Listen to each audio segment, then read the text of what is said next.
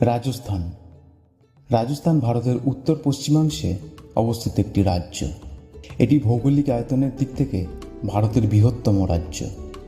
রাজস্থানের রাজধানী হল জয়পুর, যা পিঙ্ক সিটি নামেও পরিচিত। রাজস্থানের কথা উঠলেই আমাদের মাথায় আসে রাজপুত রাজবংশ, তাদের বীরত্ব, কেল্লা, প্রাসাদ, মরুভূমি এবং সংস্কৃতি। রাজস্থান তার রাজকীয় কেল্লা, প্রাসাদ এবং ঐতিহাসিক শহরের জন্য বিখ্যাত। জয়পুর, উদয়পুর, চিত্তরগড়, যোধপুর, জয়সলমের ইত্যাদি অনেক শহরের বিভিন্ন ধরনের বৈচিত্র্য আমরা লক্ষ্য করতে পারি। যদি আমরা রাজস্থানের কালচারাল হেরিটেজের কথা বলি, এখানে এক একটা কালচার এক একটা উৎসবের মতন। তেজ, পুষ্কার মেলা, ডেজার্ট ফেস্টিভ্যাল এখানের অন্যতম এবং আকর্ষণীয় উৎসব। কিন্তু রাজস্থানের এইসব বৈচিত্র্যের মধ্যেও কিছু মিস্ট্রি লুকিয়ে আছে, যা এখনও আনসলভড। যেমন চিত্তর ফোর্ট। পুরো ফোর্টটাই মনে হয় কেউ কিছু বলতে চাইছে, কিছু অজানা কথা। তেমনই এক ঘটনা আজ আমরা জানার চেষ্টা করব এই ভিডিওর মাধ্যমে। আজকে আমরা এরকমই একটা রাজস্থানের মিস্ট্রি নিয়ে কথা বলবো। রাজস্থানের জয়সলমের শহর থেকে মাত্র 20 কিলোমিটার দূরে এক মরুভূমির মাঝে দাঁড়িয়ে আছে কুলধারা, এক পরিত্যক্ত গ্রাম, যার ভগ্নপ্রায় দেয়াল, খালি বাড়ি আর শূন্য রাস্তা যেন ফিসফিস করে বলছে, আমরা ছিলাম একদিন এখানে।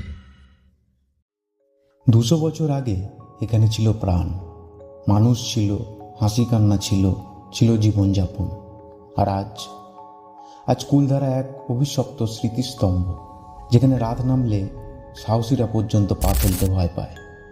কিন্তু কেন?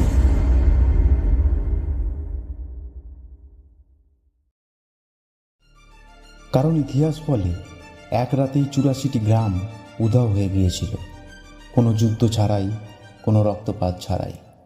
আর তারা রেখে গিয়েছিল এক অভিশাপ। এই মাটিতে আর কখনো কেউ বাস করতে পারবে না।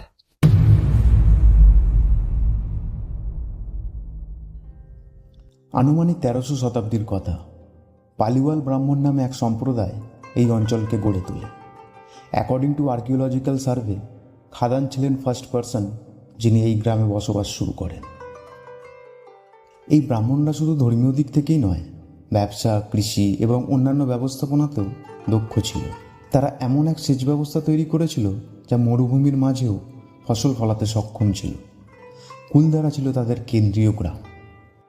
কুলধারাতে ছিল মন্দির, নলকূপ, গোচারণ ভূমি, বাজার এবং একটি সামাজিক ব্যবস্থা। কুলধারার লোকজন মৃৎশিল্পকে কাজে লাগিয়ে ওই সময় ভালো ব্যবসা বাণিজ্য করত। তারা মাটির বাসনপত্র, খেলনা, শোপিস বানাতেও পারদর্শী ছিল। এদের শাসন ছিল গণতান্ত্রিক ও সমাজকেন্দ্রিক। এই গ্রামগুলির সংখ্যা ছিল প্রায় 84টি।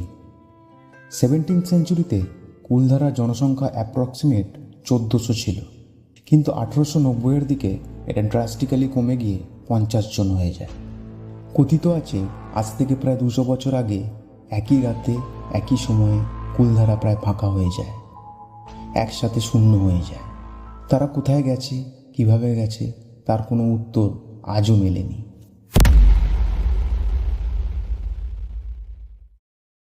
কিছু কিছু উল্লেখযোগ্য তথ্য আমরা তুলে ধরতে পারি ফর দেয়ার ডিসঅ্যাপিয়ারেন্স। তার মধ্যে সবচেয়ে বেশি ইম্পর্টেন্স পায় সলিম সিংয়ের কাহিনী।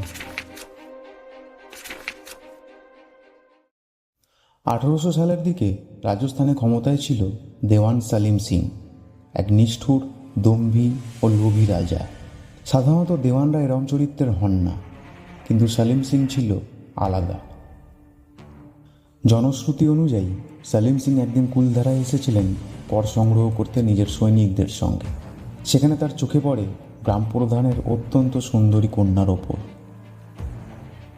তিনি সেই মেয়েটিকে বিয়ে করতে চান। এই প্রস্তাব ছিল এক ধরনের আদেশ, না বলার কোনো সুযোগ ছিল না। কিন্তু পালিওয়াল ব্রাহ্মণদের আত্মসম্মান ছিল। তারা একসাথে দাঁড়িয়ে বলেছিল এটা তারা কখনোই মেনে নেবে না।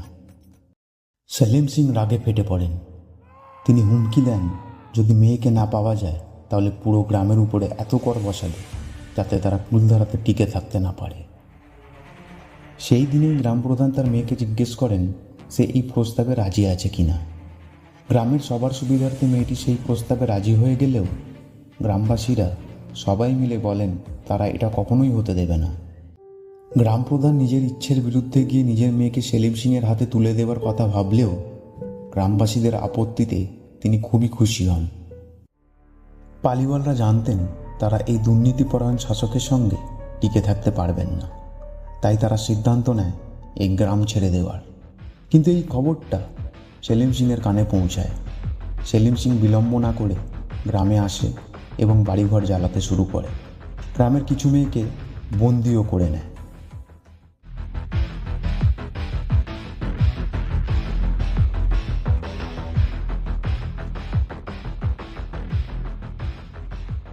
তা সত্ত্বেও গ্রামের অধিকাংশ মানুষ পালাতে সক্ষম হয়েছিল। পুরো গ্রাম, এমনকি আশেপাশের আরও 83টা গ্রাম, সবাই একসাথে রাতের অন্ধকারে মিলিয়ে যায়। কেউ জানে না তারা কোথায় গেছে, কিন্তু যাওয়ার আগে তারা কুলধারায় এক অভিশাপ দিয়ে যায়। এই ভূমিতে আর কখনো কেউ পরিবার নিয়ে থাকতে পারবে না। কুলধারার মাটি যাকে চেনে না তাকে সে গ্রহণও করবে না। কালের স্রোতে কুলধারা ধীরে ধীরে রূপ নেয় অভিশপ্ত ভৌতিক এলাকায়। পর্যটকরা বলেন কুলধারার রাস্তাতে চললেই নাকি একটা অদ্ভুত অনুভূতি হয়। কেউ কেউ কারোর চলার শব্দ শুনতে পায়, কেউ বা কারোর কথা বলার শব্দ, আবার কখনো কখনো বাচ্চার কান্নার শব্দ। কেউ কেউ দাবি করেন রাজস্থানী ফোক সং শুনতে পাওয়ার।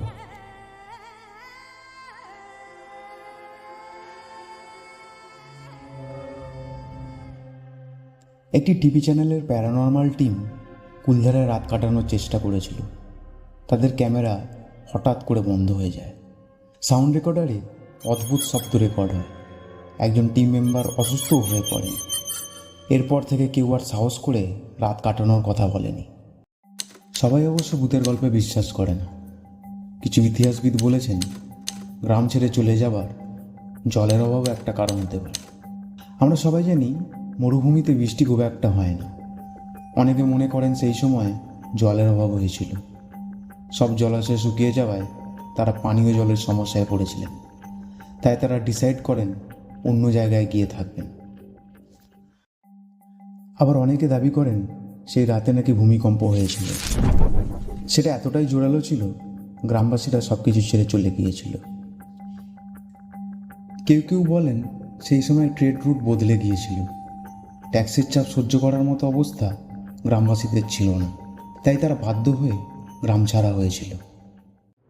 তবে 84টি গ্রাম এক রাতেই একসাথে উধাও হয়ে যাওয়া, একটি গ্রামে বারবার মানুষ বসতি করতে গিয়ে ব্যর্থ হওয়া, এটা কি কেবল কাকতালীয়? আজও কুলধারার প্রতিটি ভাঙা বাড়ি যেন কিছু বলতে চায়। একসময় এই গ্রাম ছিল আলোয় ভরা, এখন শুধু ছায়া আর স্তব্ধতা। গ্রামের লোকেরা কোথায় উধাও হয়ে গিয়েছিল আজও কেউ জানে না। তারা কি কোথাও গিয়ে নতুন বসতি গড়েছিল, নাকি তাদের গল্প এখানেই শেষ? কেউ একজন বলেছিলেন কিছু প্রশ্ন কখনো উত্তর পায় না, কারণ সেগুলো জবাবের জন্য নয়, অনুভবের জন্য। আপনি কি সাহস করবেন কুলধারার মাটিতে রাত কাটাতে? ভিডিওটি ভালো লাগলে লাইক, সাবস্ক্রাইব করুন। এমন আরও রহস্যময় গল্প পেতে এবং এই গল্পটা কেমন লাগলো তা জানাতে অবশ্যই কমেন্ট করবেন।